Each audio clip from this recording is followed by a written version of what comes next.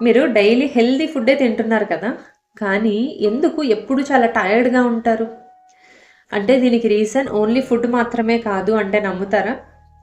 మనం బ్రీతింగ్ చేస్తున్నప్పుడు shallow breathing చేస్తున్నాము అంటే మన బాడీలో ఆక్సిజన్ ఎక్స్‌చేంజ్ అనేది సరిగ్గా జరగదు.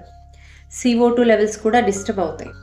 సో, అక్కడే స్టార్ట్ అవుతుంది మన memory issues, headaches, anxiety issues, anger issues, focus సరిగ్గా ఉండదు, ఎనర్జీ తొందరగా క్రాష్ అయిపోతుంది. మధ్యాహ్నం అయ్యేటప్పటికి చాలా టయర్డ్‌గా అనిపిస్తుంది. రెస్ట్‌లెస్‌గా అనిపిస్తుంది. ఏ కాఫీనో తాగితే అంతా సెట్ అయిపోతుంది అనుకుంటాం. కానీ అక్కడి నుంచి ఆ రెస్ట్‌లెస్‌నెస్ ఇంకా ఎక్కువవుతుంది. సో, ఇప్పుడు మీరే చెక్ చేసుకోండి మీ బ్రెత్ ప్యాటర్న్స్ ఎలా ఉన్నాయి అని. రైట్ పామ్ చెస్ట్ మీద, లెఫ్ట్ పామ్ అబ్డామెన్ మీద పెట్టి కళ్ళు మూసుకొని స్లోగా ఇన్హలేషన్ స్టార్ట్ చేయండి. ఇఫ్ మీ చెస్ట్ గనక రేజ్ అవుతుంది అంటే మీరు షాలో బ్రీతింగ్ చేస్తున్నారు, అంటే చెస్ట్ బ్రీతింగ్ చేస్తున్నారు. మీ బ్రీతింగ్ ప్యాటర్న్స్ రాంగ్‌గా నడుస్తున్నాయి అని అర్థం చేసుకోండి. మనము డీప్ బ్రీతింగ్ అంటే ఫోర్స్‌ఫుల్‌గా ఇన్హేల్ చేయడం కాదు. మన బ్రెత్ ప్యాటర్న్స్ కరెక్ట్‌గా జరగాలి. ఒక రిథమ్‌లో ఉండాలి.